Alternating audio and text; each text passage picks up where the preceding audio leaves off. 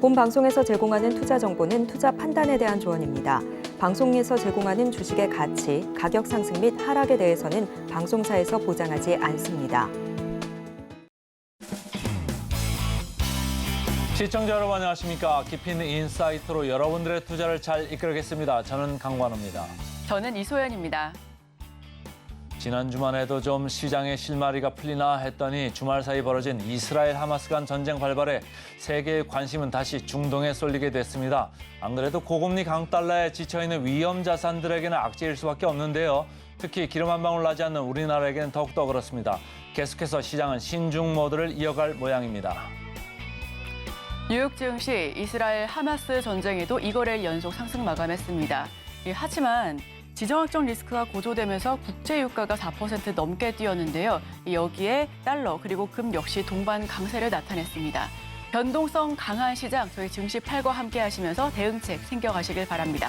자, 화요일장 우리 시청자 여러분들께서도 증시8도 화이팅입니다. 화이팅! 미국 시장 그리고 암호화폐 시장 함께 하루하는 순서입니다. 오늘도 더드림 에센스의 정혜성 전문가 함께 하겠습니다. 안녕하세요. 예, 안녕하세요. 정혜성 전문가입니다. 지금 전쟁이 발발했는데 미국이 그래도 잘 버텼습니다. 네, 오늘 뉴욕 3대 지수는 이제 좀 장 초반에 이렇게 좀 빠지는 모습을 보여줬다가 이제 점진적으로 우상향하는 모습을 나타내줬습니다. 이제 주말간 이제 이스라엘과 하마스 간의 전쟁이 터지면서 러시아와 우크라이나 전쟁처럼 다시 한번 이렇게 인플레이션의 문제가 생기는 거 아니냐 이런 불확실성이 좀 커지는 상황이었는데 오늘 같은 경우에는 이제 페드 위원들이 이제 비둘기파적인 이제 발언을 해준 점이 좀 시장 상승을 이끌었다 이렇게 보시면 되겠습니다. 이제 업종별로는 전체적으로 좀 상승하는 업종이 우세했는데 이제 에너지 관련주들이 이제 눈에 띄게 상승한 게 보이죠. 오늘 국제유가가 상승하면서 에너지 관련주들이 이제 큰 폭으로 상승 마감했습니다. 자, 우선 가장 먼저 좀 살펴볼 부분은 지금 이스라엘과 하마스 사이에서 이렇게 전쟁이 일어났죠. 팔레스타인의 이제 무장전파인 하마스가 이스라엘에 로켓포를 쏘고 이제 민간인을 학살하면서 지금 1,200명이 넘는 사망자가 발생한 상황인데 이 중동 리스크가 지금 뭐 잘못하면은 제3차 세계대전까지 될 수 있다는 우려랑 이제 인플레이션에 다시 한번 압박을 줄 수 있다는 우려가 같이 나오고 있습니다. 실제로 미국 같은 경우에는 지금 이스라엘을 지지를 하면서 세계 최대 핵 추진 항공모함을 지금 이스라엘 근처에 배치를 할 예정이고요. 미국과 영 사이가 좋지 못한 이런 이란 같은 경우에는 전쟁에 이제 개입을 하지 않았다고 밝히긴 했지만은 여전히 이렇게 팔레스타인의 그 하마스 세력을 지지하는 입장이라 세계적인 이런 대립이 더 격화될 수 있다는 분석이 같이 나오고 있습니다. 자, 그리고 오늘 WTI 그리고 브렌트유가 전쟁의 여파로 좀 상승을 했습니다. 4% 가까이 상승을 했는데 지금 같은 상황이 지금 계속해서 이어진다고 한다라면 이제 국제유가 공급도 같이 좀 어려워지면서 인플레이션을 좀 끌어올릴 수 있다고 전망을 하고 있습니다. 일단 그나마 좀 다행인 점은 지금 이스라엘이 원유 생산지는 아니라서 크게 영향을 끼치지 않을 것 같은데 문제는 이란이 이런 하마스를 좀 지원을 하기 시작한다면은 전 세계 석유의 이제 20%가 이제 지나다니는 이제 호르무즈 해협을 봉쇄할 가능성이 높아가지고 국제유가 가격이 좀 불확실성을 점점 키우고 있는 상황이다 이렇게 볼 수가 있겠습니다. 자, 이렇게 안 좋은 환경임에도 불구하고 이제 오늘 시장이 상승할 수 있었던 거는 아까 말씀드렸다시피 이제 페드 당국자들이 이런 비둘기적인 발언을 해주면서 투자자들의 우려를 조금 가라앉혔기 때문인데요. 오늘 같은 경우에는 이제 콜럼버스 데이를 맞아가지고 이제 채권 시장이 휴장이었지만 그동안 이제 국채 금리가 이제 눈에 띄게 많이 올랐었잖아요. 그 부분에 대해서 언급을 해줬기 때문입니다. 이제 페드 부의장이 필립 제퍼슨 같은 경우에는 국채 금리가 상승함에 따라서 이제 금융 여건 긴축을 인지하고 뭐 향후 정책 방향을 평가할 때 이제 국채 금리를 염두에 두겠다고 말을 했고요. 댈러스 연은 총재 로리 로건 같은 경우에도 최근 장기 국채 금리가 급등했던 걸 언급을 해주면서 금리 인상도 열려 있지만 금리 동결도 같이 모두 열려 있다. 이렇게 얘기를 하면서 가능성을 모두 열어줬습니다. 그래서 지난주까지만 해도 이제 극단적 공포에 머물러 있던 이런 공포 탐욕 지수가 오늘 30포인트를 찍어주면서 공포 단계로 올라왔습니다. 이 피어 그리드 지수도 그동안 빠졌던 이유가 9월에 이제 미국 국채 금리가 이제 좀 크게 상승을 했기 때문에 극단적 공포까지 빠졌던 거잖아요. 그런데 오늘 이제 페드 위원들이 국채 금리에 대한 이런 언급을 또 해주면서 추후 기준금리를 결정을 할 때 염두에 두겠다는 얘기를 해주니까 추심도 조금 살아난 것으로 보입니다. 자, 그리고 최근에는 이제 고용 지표에 눈을 돌렸다면은 이번 주는 물가 지표에 이제 주목을 하셔야겠습니다.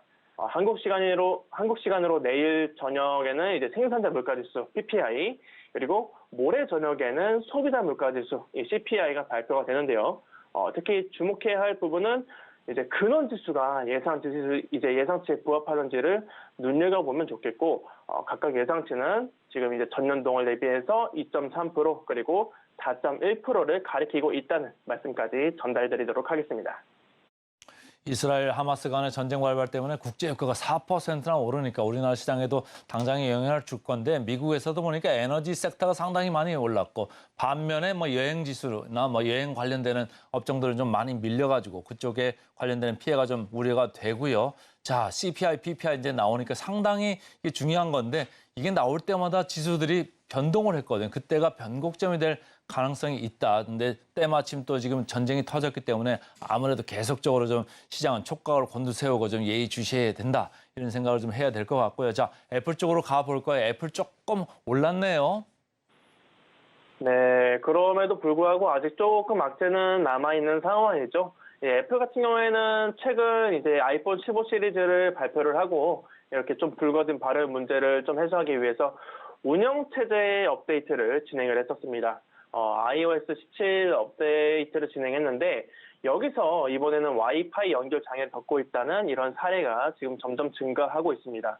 와이파이가 연결된 상태에서 뭐 앱이 콘텐츠를 불러올 수가 없거나 인터넷이 상당히 느리게 연결되는 이런 현상이 나타나고 있는데, 이런 문제가 지금 아이폰 15만의 문제인지 단순히 소프트웨어만의 문제인지 좀 정확하게 밝혀지지는 않았지만, 아이폰 15 시리즈를 출시한 이후에 각종 논란에 좀 휩싸이면서 소비자들의 신뢰도에 영향을 미칠 거라는 우려가 지금 나오고 있는 상황입니다. 자, 그리고 오늘 같은 경우에는 오늘 같은 상승장에서도 테슬라는 큰 움직임 없이 이제 약보합에서 마감을 했는데, 테슬라는 지금 중국에서 매출이 부진하다는 이런 소식이 들려오고 있습니다. 저번 9월 동안 중국에서 판매된 이런 테슬라의 대표 차종 모델 3랑 모델 Y의 판매량이 11% 급감을 했다고 하고요. 중국 공장에서 생산된 이런 차량 판매량도 전년 동월 대비해서 10.9% 감소했다고 합니다. 테슬라 측에서는 지금 최근 공장 업그레이드 계획에 따라서 판매 감소가 있었다고, 올해 목표 180만 대 판매는 여전히 변함이 없다고 강조하기도 했는데, 지난주에 미국에서 모델 3랑 모델 Y 등 이런 일부 모델의 가격을 내린 걸 보면은 앞으로 추이도 좀 지켜볼 필요가 있겠다, 이렇게 판단이 됩니다. 그리고 오늘은 방산주나 에너지주가 강세였죠. 아무래도 이스라엘과 하마스 간의 전쟁이 발발을 하니까 무기 수출 기대감에 미국 방산 업체들이 좀 주가가 좀 일제히 폭등을 했고요. 대표적으로 로키드 마틴이 폭등했고, 그리고 제너럴 다이너믹스가 또 급등하는 모습 볼 수가 있었습니다. 자, 반대로 항공사들은 아까 말씀해 주신 대로 항공사들 같은 경우에는 이제 이스라엘 항공편을 좀 이제 취소를 하면서 델타 항공 내렸고요. 그리고 사우스웨스트 항공 내렸습니다. 그리고 마지막으로 아메리칸 항공까지 이렇게 좀 주요 항공주들이 이제 하락하면서 장을 마감했다라는 소식까지 전달해 드리도록 하겠습니다. 중동 리스크에 방산주가 좀 웃고 있다, 많이 주가가 뛰었다, 이렇게 말씀을 주셨는데, 저도 뭐 주말에 전쟁 나기 전에 이미 좀 자료를 좀 만들어 놨다가 전쟁 때문에 저도 좀 자료를 좀 바꿨습니다. 자, 방산주 오늘 좀 지켜보고요. 비트코인으로 좀 가볼까요? 시황 어땠습니까? 최근에 이제 금융시장이 좀 불안한 모습을 보여주면서 이제 대체 자산인 이제 암호화폐 시장이 좀 그쪽으로 좀 수급이 몰렸었죠.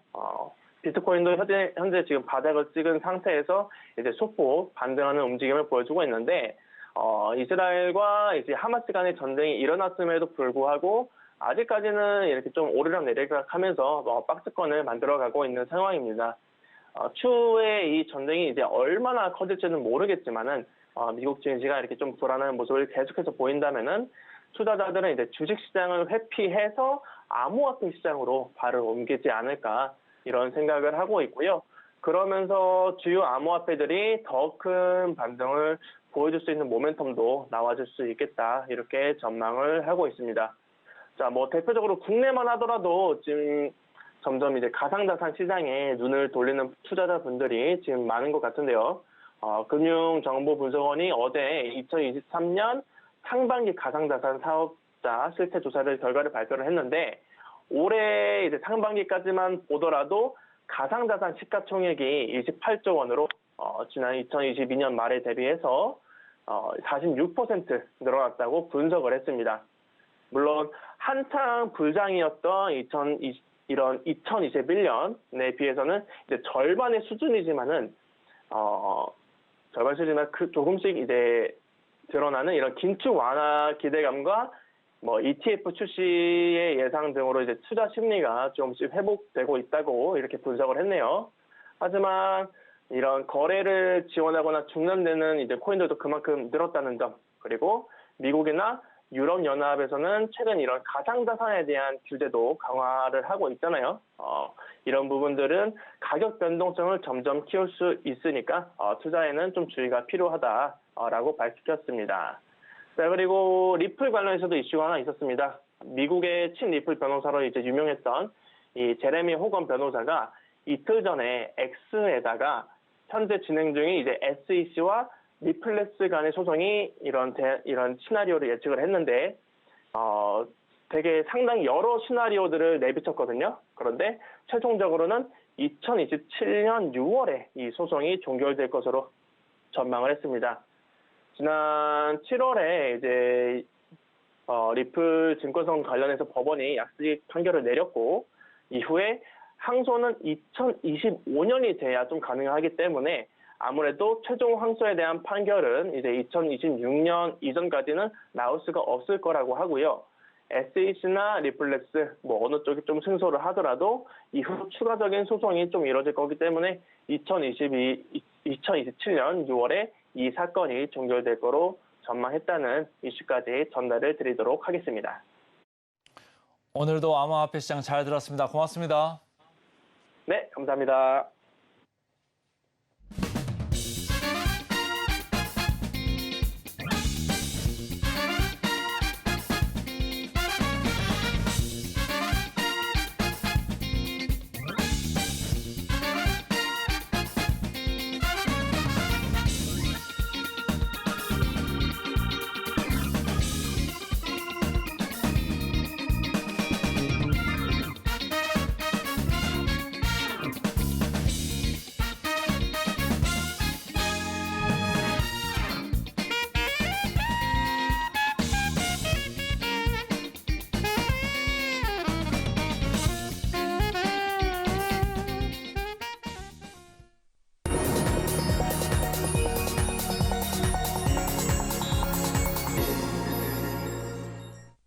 개인 투자자가 아닌 전문가는 장 시작 전 뉴스를 볼 때 어떤 부분에 초점을 맞출까요? 오늘 이분과 이야기 나눠보겠습니다. 헤르메스 스타 김시은 팀장 함께합니다. 어서 오세요. 네, 안녕하세요.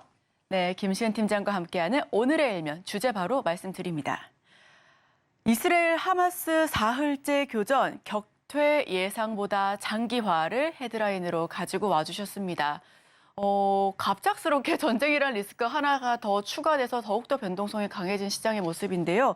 그래서 뭐 달러도 그렇고 유가도 그렇고 전반적으로 진짜 좀 어떻게 대응을 해야 될지 갈팡질팡하고 있습니다. 그럼에도 불구하고 뉴욕 증시는 이거래일 연속 상승세를 보여주고 있어요. 전쟁 이야기부터 하나하나 다 짚어보겠습니다. 우선 전쟁이 어떻게 흘러가는지부터 확인을 해보시면 좋을 것 같은데 우선 10월 7일, 그러니까 지난 주말 사이에 팔레스타인 무장 정파라고 할 수 있는 하마스 쪽에서 이스라엘로 로켓포를 공격을 했습니다. 지금 사진을 한번 보면서 이해를 하시면 좋을 것 같은데 하마스라는 부분이 팔레스타인 쪽에 있는 그 좀 약간 무장을 많이 하는 집단이라고 보시면 좋을 것 같은데 가자 지구, 그러니까 왼쪽에 있는 노란색 지역에서 이스라엘 쪽으로 우선 로켓포를 공격을 했고요. 6시 30분 기준으로 했을 때 거의 뭐 초기에는 로켓 발사만 2,000여 대 그리고 뭐 5,000대까지 발사를 할 정도로 굉장히 공격적으로 진행을 했다. 그런데 지금 상황이 예전과는 좀 다른 점은 로켓 발사도 진행을 했고 육해공으로도 함께 공격을 했다는 점이에요. 그동안은 로켓 발사로만 좀 공격을 진행을 했다면 지금은 육해공을 통해서 이스라엘 본토로 침투를 했다. 하마스뿐만 아니라 그 이슬라믹 자하드도 함께 공격을 하면서 사상자가 굉장히 많이 나온 사례라고 보시면 좋을 것 같은데 그동안의 전쟁에 있어서 사상자보다 훨씬 더 많은 숫자가 나왔다라고 보시면 좋을 것 같아요.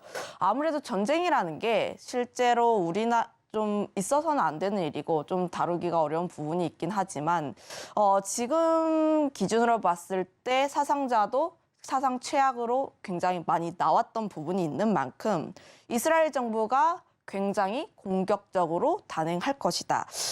공식적으로 전쟁을 선포를 했는데 앞으로 이 부분에 있어서 전쟁이 조금 더 단기화가 되지 않을까라는 이야기가 나오고 있습니다. 아무래도 이스라엘이 그동안 역사를 보면은 좀 무력적으로 세요. 실제로 굉장히 강합니다. 그런 부분이 있기 때문에 그동안은 하마스를 이런 표현이 좀 맞을지 모르겠는데 하마스 집단을 굉장히 잘 때렸어요. 그랬는데 뭐 미국의 중재도 있고 전 세계에서도 중재가 일어나고 있어서 하마스를 뿌리를 뽑아내진 않았지만 하지만 그 점에 있어서 이스라엘이 굉장히 무력적으로 강했기 때문에 이번 공격에 있어서 굉장히 좀 공격적으로 진행할 가능성이 높고 아무래도 사상자가 굉장히 많이 나왔 부분이 있고 인질도 많이 납치가 됐습니다. 인질만 거의 뭐 100명에서 300여 명으로 추정이 되고 있기 때문에 좀 이스라엘 측에서 좀 공격적으로 나올 가능성이 굉장히 크다. 특히 네타냐후 정권에서 아무래도 좀 세게 이야기를 했어요. 뭐 괴멸적인 복수를 하겠다고 이야기를 한 바가 있고 예비군도 계속 늘어나고 있는 추세입니다. 제가 어제 뉴스로 확인을 했을 때 이스라엘 예비군이 10만 명이 동원된다라는 내용을 봤는데 저녁에 확인했을 때는 예비군 30만 명을 동원한다라는 얘기가 나올 만큼 그만큼 전쟁의 규모가 그 나라에서는 조금씩 계속 더 커지고 있다라고 보시면 좋을 것 같고 거기다가 미국도 지원을 얻어냈습니다. 미국 간의 전화를 통해서 아무래도 이스라엘에 대한 대대적인 지원도 약속을 받았고 그리고 또 뭐 굉장히 다양한 무기들도 지원을 받고 있기 때문에 그거에 따라서 지금 이 전쟁 같은 경우는 뭐 좀 오래 끌어갈 가능성이 있긴 하지만 단기적으로 갈 가능성도 굉장히 높아지고 있다. 이렇게 보시면 좋을 것 같은데 다만 조금 더 생각해 봐야 하는 점은 이 전쟁이 좀 무장단체라든지 혹은 중동 전반적으로 퍼지지 않을까. 이런 우려도 한번 생각을 해봐야긴 해요. 사진 다시 한번 더 볼게요. 네, 사진을 한번 봤을 때 그 팔레스타인 쪽이 지금 노란색 지구로 좀 연결이 돼 있는데 그동안 뭐 하마스 같은 경우는 가자 지구 쪽에서만 좀 되어 있었다면 서한 지구 같은 경우는 좀 온건파입니다. 온건파이긴 한데 이쪽 지역 부근에서도 좀 공격이 나왔다는 게 조금 확산이 되지 않을까. 팔레스타인 쪽에서의 좀 공격이 확산이 되지 않을까 이런 우려도 나오고 있어서 이런 부분이 어떻게 흘러가는지는 조금 더 체크를 해볼 양상이다. 이렇게 정리를 하겠습니다. 네, 전쟁으로 인해서 피해를 보신 분들, 고인이 되신 분들 모두 지금 많이 먹먹한 상태실 텐데요. 또 한편으로는 텔아비브에 저희 반도체 연구원들도 굉장히 많이 들어가 있거든요. 피해 최소화하길 바랍니다. 그런데 또 이런 기사가 있더라고요. 방산 그리고 전쟁이 잔인한 호재다라는 기사를 봤는데 이 전쟁으로 하여금 방산과 에너지주가 갑작스럽게 크게 급등을 하기도 했어요. 자, 이런 상황에서 투자 키워드를 좀 어떻게 좀 잡아보는 것도 쉽지가 않지만 투자 키워드를 잡아본다면 어떤 부분에 좀 포인트가 있을까요?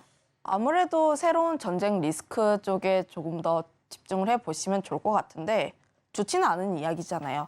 이제 좀 증시 전반적으로 지난 금요일에 고용 지표가 좀 배드 뉴스가 굿 뉴스로 나오면서 증시가 바닥을 잡고 다시 한번 올라가지 않을까라는 기대가 나왔는데 아무래도 전쟁이 좀 크게 장기화가 될 가능성은 적더라도 아무래도 전쟁은 전쟁이다. 리스크는 계속 확인을 해볼 필요가 있다. 그리고 전쟁이라는 게 저뿐만 아니라 지금 전쟁이 조금 더 확산이 될 가능성이 조금 적다라고 하는 데이터가 과거 사례에 빗대어서 예측을 하는 겁니다. 전쟁이 이렇게 흘러가지 않을까 이런 식으로 생각을 하는데 아무래도 정치라는 게 정치적인 요소가 굉장히 강하게 나오고 있고 사실 전쟁은 우리의 예측 범위가 아니에요. 실제로 작년 사례도 보면은 작년 사례가 아니라 재작년 쪽에 러시아 우크라이나 전쟁 때도 보면은 전쟁이 나왔을 때 이거 전쟁 오래 안 간다. 금방 끝난다. 러시아가 발을 빼고 물러날 가능성이 굉장히 높다. 이렇게 다들 이야기를 했어요. 그런데 러시아 우크라이나 전쟁이 나오고 나서 아직까지 전쟁이 진행 중입니다. 그만큼 전쟁이라는 게 우리가 예측을 할 수 있는 범위가 아니고 물론 과거 사례를 봤을 때 가능성에 대해서는 좀 이야기를 할 수는 있지만 이 부분에 대해서는 우리가 내용들을 계속 면밀하게 살필 필요가 있고 그리고 그 시나리오대로 대응을 해야 하는 영역이기 때문에 새로운 전쟁에 대한 부분 우리가 계속 더 면밀하게 체크를 해볼 필요가 있다 이렇게 이야기를 하도록 하겠습니다. 그렇다면 우리가 이 부분에 있어서 어떤 내용을 중점적으로 봐야 하는가에 대해서 보면 앞서 이야기를 한 대로 에너지 쪽에 대해서 조금 더 체크를 해볼 필요가 있긴 해요. 아무래도 중동 쪽에서 전쟁이 나왔고 이스라엘이라든지 팔레스타인이 원유를 생산하는 주요 국가는 아니기 때문에 지난 러시아 우크라이나 전쟁 때처럼 유가가 급격하게 오르지는 않을 겁니다. 그런데 좀 생각을 해봐야 하는 점은 이스라엘의 뒤에는 미국이 있고 팔레스타인의 뒤에는 이란이 있습니다. 아무래도 전쟁을 하는 데 있어서 자식들이 싸우는데 자식들이 싸우다가 좀 잘 안 될 것 같으면 부모 끌고 오잖아요. 그거에 따라서 좀 뒤에 있는 세력들까지 생각을 해본다면 아무래도 원유라든지 유가 이런 쪽에 대해서 영향이 간접적으로 나오고 있기 때문에 그런 부분에 대해서 좀 생각을 해볼 필요가 있겠고 이란이라든지 사우디 이런 쪽까지 함께 생각을 해보면 아무래도 중동이 원유 생산을 하는 데 있어서 굉장히 좀 큰 부분을 차지하고 있기 때문에 유가에 대해서는 변수를 자극할 가능성이 굉장히 크다. 이렇게 보여지고 있습니다. 특히 저번 주에 유가가 좀 고공행진을 이루다가 갑자기 급락을 했잖아요. 그 이유가 아무래도 사우디가 좀 증산을 하겠다라는 이야기가 나오면서 사우디와 이스라엘 간의 좀 중재 이야기, 긍정적인 내용으로서의 이야기가 나왔는데 거기다가 더해서 주말 사이에 다시 한번 팔레스타인과 이스라엘 간의 싸움이 계속 나오고 있다 보니까 그럼 사우디가 증산을 계속하는지 여부 이런 부분이 굉장히 중요하게 여겨지고 있어서 지금 이 전쟁 같은 경우는 사우디가 어떤 포지션을 취하는지 사우디가 팔레스타인 쪽의 편을 들어줄 수밖에 없는 게 아무래도 뿌리가 같은 민족이다 보니까 같은 뿌리가 지금 맞고 있는데 사우디가 지금 편을 들어주지 않는다면 다른 민족들을 어떻게 보호할 수 있는지 이런 이야기가 나오고 있기 때문에 사실 이 두 국가만의 싸움이 아니라 뭐 사우디도 그렇고 이란도 그렇고 미국도 그렇고 전반적인 정황을 계속 살펴볼 필요가 있어서 유가 쪽을 계속 체크를 해볼 필요가 있다라고 보여지고 있고요. 그리고 두 번째로는 이란의 개입 여부가 좀 핵심이다라고 보시면 좋을 것 같은데 아무래도 좀 앞서 이야기를 한 것처럼 자식이 싸우는데 부모가 따라갈 수밖에 없다. 이번 전쟁에 있어서 사실 배후가 이란이 아니냐 이런 이야기가 굉장히 많이 나왔습니다. 그런데 일단 이란 측에서 공식적으로는 개입을 하지 않았다라고 공표를 했고요. 순전히 팔레스타인 스스로 한 짓이기 때문에 선을 딱 그어버렸습니다. 우선 공식적으로는 이렇게 대답을 했는데 사실 뭐 알 수가 없는 부분이기 때문에 어떻게 진행이 될지는 조금 더 체크를 해볼 필요가 있다는 점. 특히 뭐 이란 대통령이 무슬림이라든지 뭐 다른 국가들과 전화를 한 정황이 있기 때문에 이런 부분에 대해서는 조금 더 체크를 해볼 필요가 있다. 그렇다면 시나리오를 조금 더 그려봐야 합니다. 이란이라든지 다른 국가, 뭐 이집트라든지 참여를 하는지 안 하는지 여부. 중동 국가 쪽에서의 전쟁이 확산이 된다면 아무래도 좀 그나마 잡아놨던 유가가 다시 한번 올라갈 가능성이 크고 확산이 되지 않는다면 유가가 어느 정도 진정세가 되고 다시 한번 물가가 잡히는 그런 시나리오가 그려지게 되는데 아무래도 우리는 좀 긍정적인 뉴스도 생각을 해봐야 하고 부정적인 시나리오도 생각을 해봐야 하기 때문에 조금 더 부정적인 시나리오까지 가장 최악의 시나리오까지 생각을 해본다면 전체적으로 규모가 확대가 되어서 1970년대처럼 좀 오일 쇼크가 나오지 않을까라는 사례까지 한번 생각을 해볼 필요가 있습니다. 1차, 2차 오일 쇼크까지 생각을 해봤을 때 그때 유가가 굉장히 많이 올랐습니다. 그러면 그때 증시 전반적인 모습을 봤을 때 1차 때는 증시가 굉장히 많이 빠졌고 2차 때는 빠지긴 했지만 1차보다는 좀 덜 빠졌어요. 이런 부분까지 조금 염두를 해볼 필요가 있다면 지금은 전쟁의 양상을 면밀하게 좀 살펴보고 그리고 어떻게 흘러가는지를 한번 확인을 해볼 때다. 물론 바닥이 맞긴 해요. 지금 바닥이 맞긴 하지만 굳이 전쟁이라는 부분에 있어서 우리가 감히 예측을 하진 말고 어떤 내용이 나오는지에 따라서 그거에 맞춰서 대응을 해야 하는 영역이다. 이렇게 정리를 하겠습니다.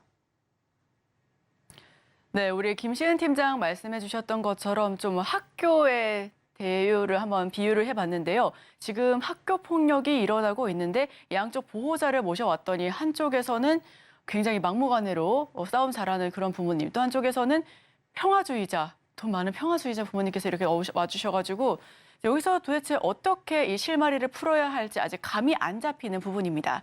자, 그렇다면 김시은 팀장께서 다시금 말씀해 주셨던 것처럼 이 전쟁에 대한 시나리오를 우리가 어떻게 예측을 할 수는 없지만 다만 국제 유가라든지 이런 전방위적인 그런 리스크들을 함께 하나하나 살펴보면서 좀 들어가 보자라는 이야기를 해주셨는데요. 자, 그렇다면 여기서 수혜받을 수 있는 섹터와 종목 이야기로 바로 들어가 보겠습니다. 네, 아무래도 좀 생각을 해볼 수 있는 섹터가 에너지, 방산, 뭐 안전자산이라고 할 수 있는 금 이런 쪽으로 생각을 해봤는데 우선 에너지 같은 경우는 좀 변수가 많아요.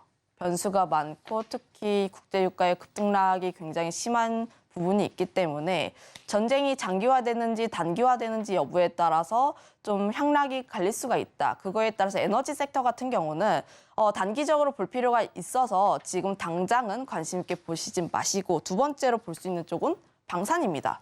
물론 방산도 봤을 때 오늘 미국 증시에서 방산 전반적인 종목군들이 큰 상승세를 보였던 만큼 방산이라고 하는 섹터가 전쟁 쪽에서 좀 크게 주목을 받고 있는 섹터다라고 보시면 좋을 것 같고요.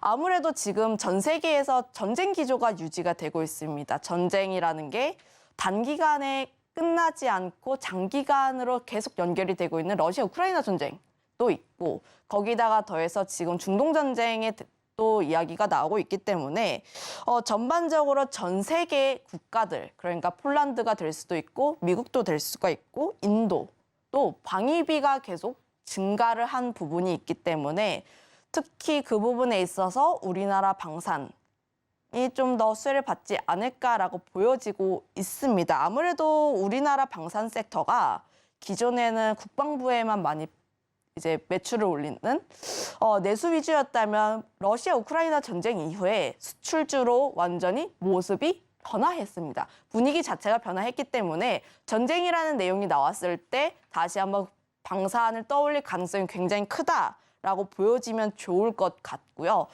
다만 지금 방산 섹터 같은 경우는 좀 단기적으로 움직일 가능성이 크기 때문에 지금 관심 있게 보시는 분들 같은 경우는 좀 중동 전쟁에 대한 이야기를 계속 살피고 단기적으로 좀 움직이면 좋지 않을까라는 의견을 드려보도록 하겠는데, 물론 방산 섹터, 방산 종목군들 전반적인 모습을 보면 2분기 실적 발표 전부터 주가에 빠짐 현상이 계속 나왔어요. 주가가 부진 현상이 계속 나오고 있고 특히 외국인들은 계속 매도를 하고 있는 모습들이 나와주고 있어서 차트적으로는 좀 우하향 곡선을 그리는 모습이었다. 반대로 말하면 중기적으로 보시는 분들 같은 경우는 천천히 모아가기 좋은 그런 구간대일 수도 있다 이렇게 볼 수가 있는데, 다만 방산 섹터에서 조금 우려가 되고 있는 부분은 폴란드 쪽에서의 2차 수출이 좀 진행이 잘 안 되고 있다는 점.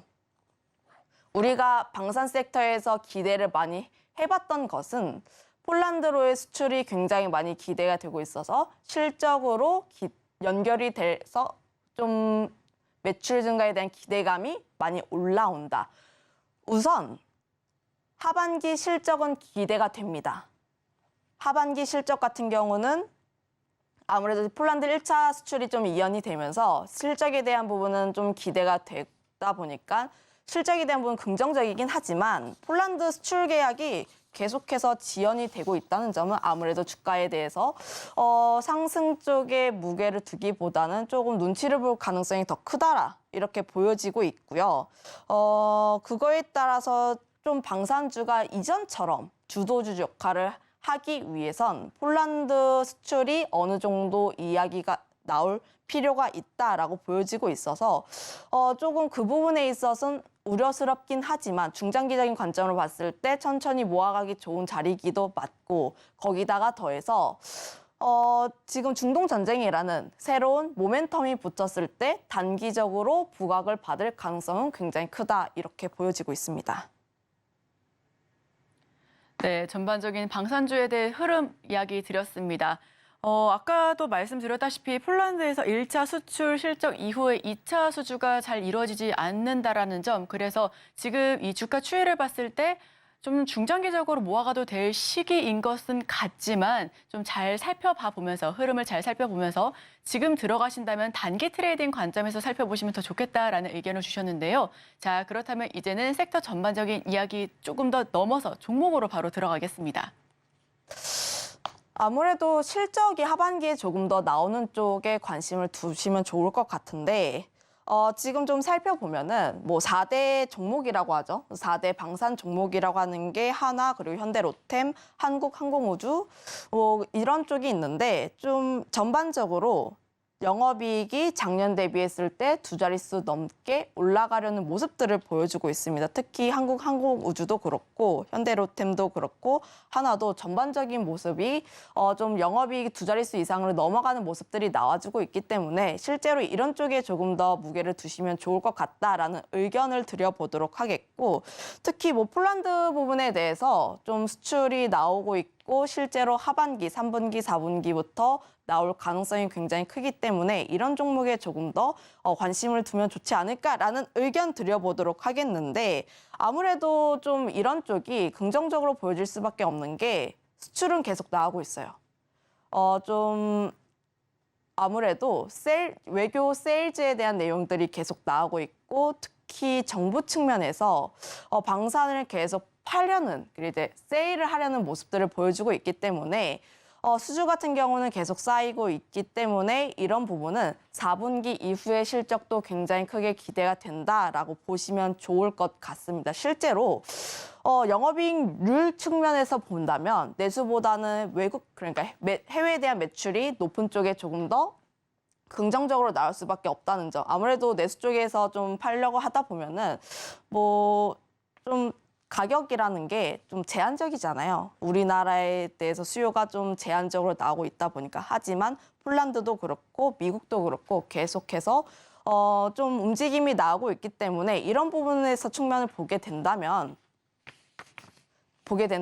영업이익률 측면에서도 앞으로 더 좋아질 수밖에 없는 방향이 계속 나오고 있다. 이렇게 정리를 하겠습니다. 네, 좋습니다. 자, 그렇다면 일단 좀 연휴를 보내고 나서 또 이렇게 오픈된 시장이잖아요. 그렇다면 우리 시은 팀장께서 보셨을 때 오늘 우리 개장하고 직후에는 이 방산주 움직임은 좀 전반적으로 어떠실 것 같을까요?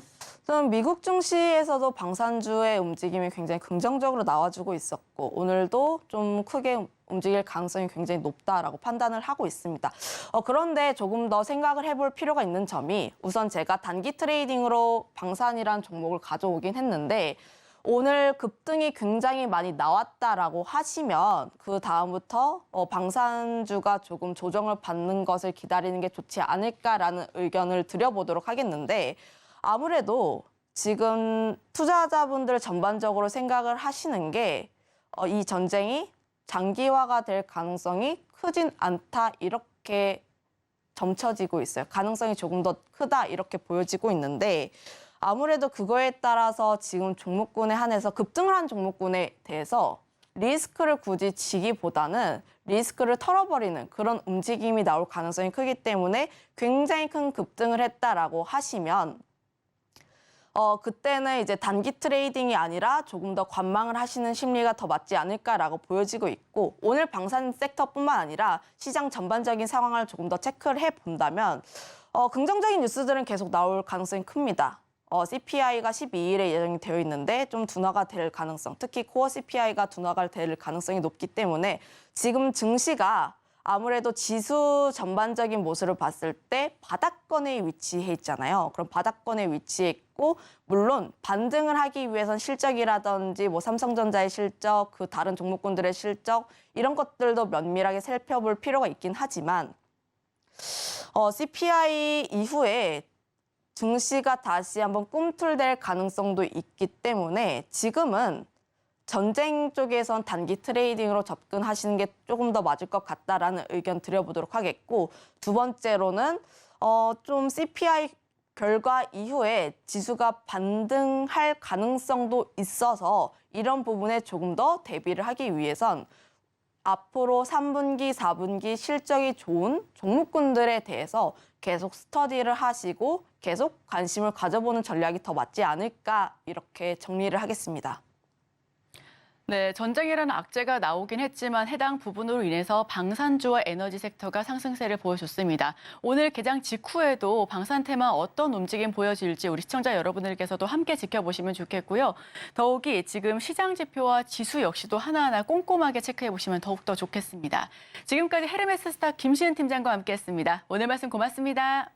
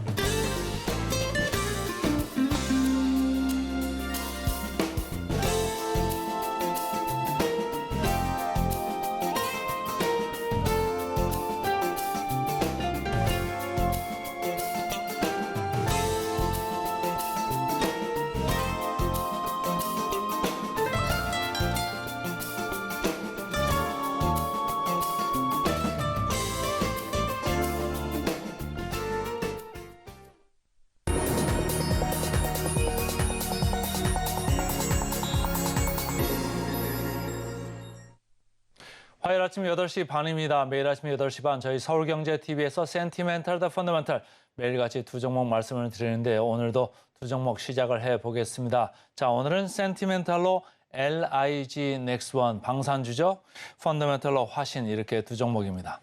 LIG 넥스원부터 좀 들어가 보겠습니다. 제가 첫 화면을 전쟁이 난 지금 이스라엘 하마스 간의 전쟁 분쟁의 그 사진을 가져왔는데 말이죠. 이게 전체적으로 뭐 단기전으로 끝날 수도 있습니다만 장기전화 될 수도 있거든요. 그러니까 계속적으로 방산주가 일회성이 아니고 장기간에 걸쳐서 좀 수혜를 볼 수도 있다 이런 생각을 하던 가운데 그럼 무슨 주식을 가져갈까 이렇게 생각을 좀 해봤어요. 근데 이렇게 지금 그 사진에 나오는 것 같이 이게 뭐죠? 대포가 이렇게 자주포가 이렇게 쏘는 게 아니고 미사일 쏴가지고 지금 이렇게 전체적으로 건물이 부서지고 시설이 파괴되고 이런 국면이거든요. 그래서 제가 LIG 넥스원 그나마 미사일 쪽에 상당히 사업 비중이 좀 높은 회사입니다. 그래서 LIG 넥스원을 골라왔는데 아무래도 뭐 전쟁 빨리 끝나야 되겠죠. 그렇지만은 상당 기간 길어지면은 지금 LIG 넥스원이 중동 쪽에 안 그래도 UAE나 사우디에 지금 미사일 수출을 이미 하고 있고 지금 얘기를 하고 있기 때문에 전체적으로 지금 수혜를 많이 볼 것 같다 이런 생각입니다. 자, 차트로 좀 보시면 최근에 주가가 좀 많이 올랐었죠. 전체적으로 방산주가 많이 올랐던 이유는 우크라이나, 러시아 전쟁 관련해 가지고 인급 국가인 폴란드 쪽에서 많이 수요를 하는 그런 이유 때문에 K2 관련돼 가지고 뭐 한화 에어로스페이스나 현대로템이나 풍산, 한국항공 전체적으로 이렇게 올랐다가 너무 뭐 이제 저는 조금 관심들이 없나요? 그래서 쭉 내려가고 폴란드하고 추가적인 이제 그 신규 수주 협상이 자꾸 지연되니까 주가가 내려가는데 어느덧 LIG 넥스원은 밑에서 이렇게 처져서 오다가 가만히 있는데도 다른 주가들이 이렇게 방산주들이 내려오니까 이제 주가가 이렇게 거의 같은 지점에서 지금 만나고 있습니다. 한화 에어로스페이스만 아직도 높은 부분에 좀 있는데요. 자, LIG 넥스원 다른 거에 비해서 아까도 말씀드렸습니다만 여기는 미사일을 조금 많이 파는 이런 회사가 되겠습니다.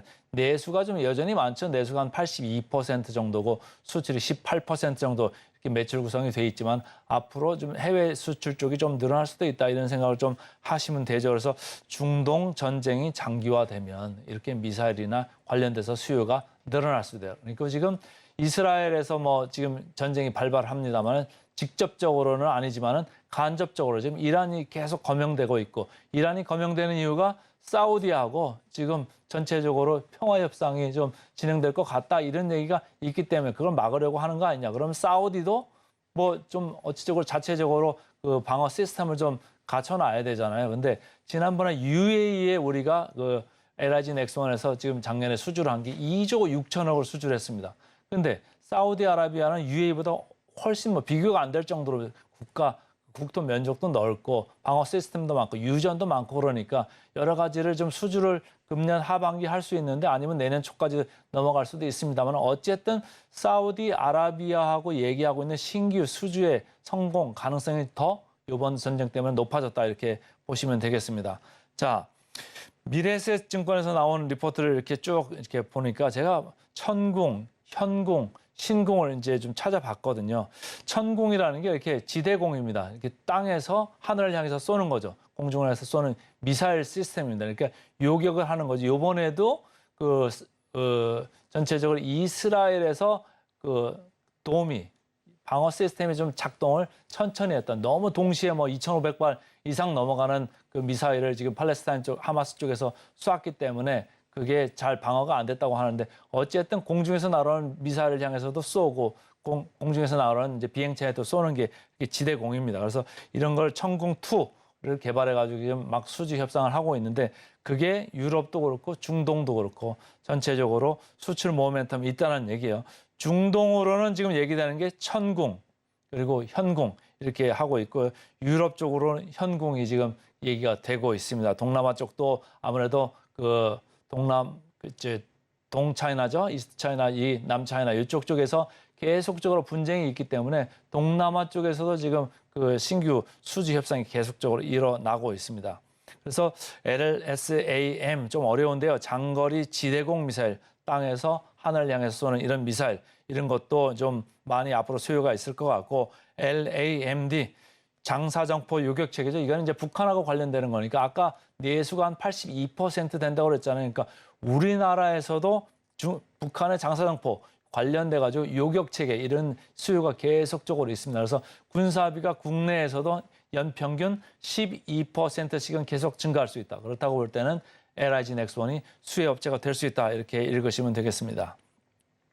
KB증권에서 나왔죠. KB증권에서는 최근에 목표 주가를 11만 원으로 상향을 했습니다. 그래서 23년에 전체적으로 5조 원 수주가 전망이 됩니다. 상반기 1조 원밖에 안 했는데 그러니까 하반기에는 4조 원 정도 수주를 할 수 있다는 얘기예요. 4조 원 중에서는 내수가 한 3조 원 정도 하고 해외 쪽에서 한 0.8에서 1조 원 이 정도로 수주가 가능한 것 같은데 그중에서 이제 내년으로 넘어갈 수도 있습니다만 어쨌든 사우디 쪽이 좀 클 수 있다. 생각보다 더 이번 전쟁 때문에 커질 수도 있다는 얘기고 작년에 뭐 UAE에서 2조 6천 아까 말씀드렸죠.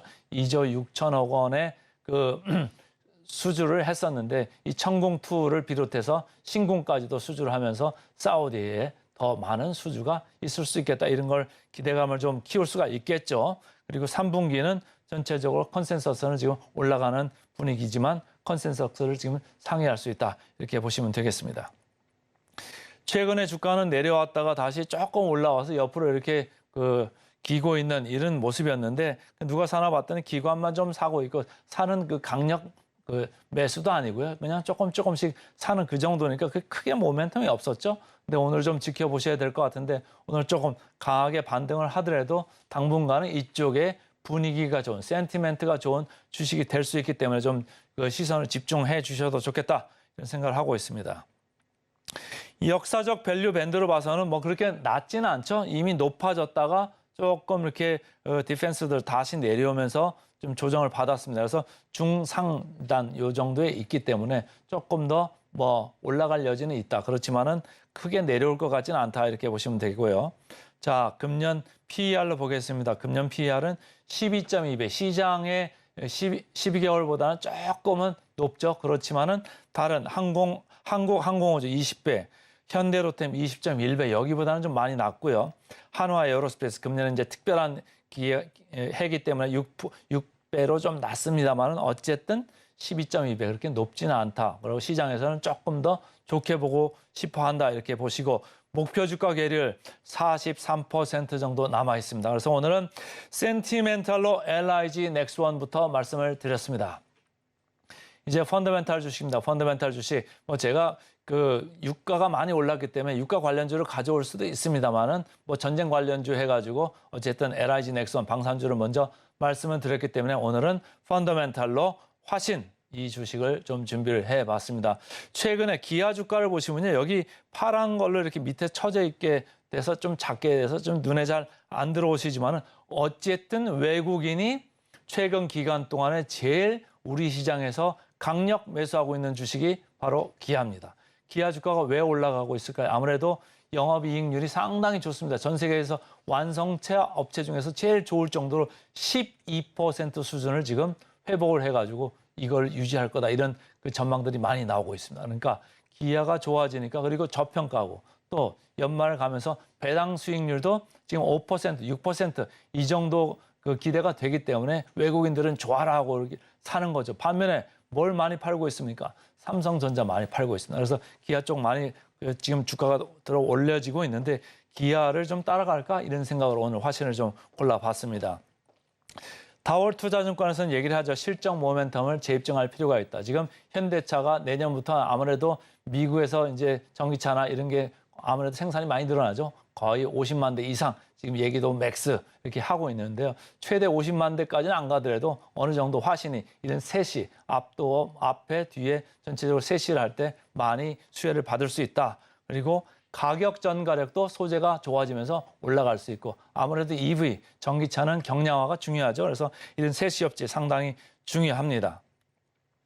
교보증권에서는 장기적으로 성장 모멘텀 세 가지를 얘기했어요. 짧게 말씀드리면 신규 사업으로 전기차 배터리 케이스 이쪽에 OEM 수주를 많이 할 거다. 이런 얘기를 하고 있고 미국에서 지금 현대차 기아의 전기차 공장 이쪽에 수혜를 많이 볼 거다. 마지막으로 인도에서도 생산 능력이 확대되면서 모멘텀이 있을 거다 이렇게 보고 있습니다.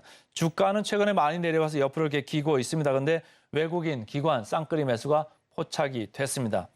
리레이팅은 이미 많이 돼 있는 상황이라 좀 위쪽에 있죠. 그렇지만 여전히 위쪽을 좀 더 보셔도 된다 이런 얘기고 PER을 봤을 때 상당히 낮습니다. 4.5배. 그래서 상당히 저평가돼 있고요. 목표 주가 내려와 있습니다만 어쨌든 목표 주가 대비 괴리는 64% 정도 남았습니다. 그래서 오늘은 센티멘탈로 LIG 넥스원, 펀더멘탈로 화신 두 종목 말씀드렸습니다. 오늘의 핵심 요약 세 줄입니다. 미증시 중동 리스크에도 불구하고 페드 위원 발언에 강보한 마감했습니다. 단 국제유가가 4% 넘게 급등했습니다. 이스라엘 하마스 사흘째 교전 격퇴 예상보다 장기화. 오늘의 일면 방산주 살펴봤고요. 마지막으로 센티멘탈 대 펀더멘탈 644억 원의 신규 수주를 따내며 안정적인 잔고를 확보했습니다. 호실적이 기대되는 LIG 넥스원 그리고 장기 성장 모멘텀이 기대됩니다. 또 수급 역시도 좋은데요. 펀더멘탈은 화신 꼽아봤습니다. 저희는 바로 이어서 증시 구로 돌아오겠습니다. 개장 방송도 서울경제TV와 함께하시죠.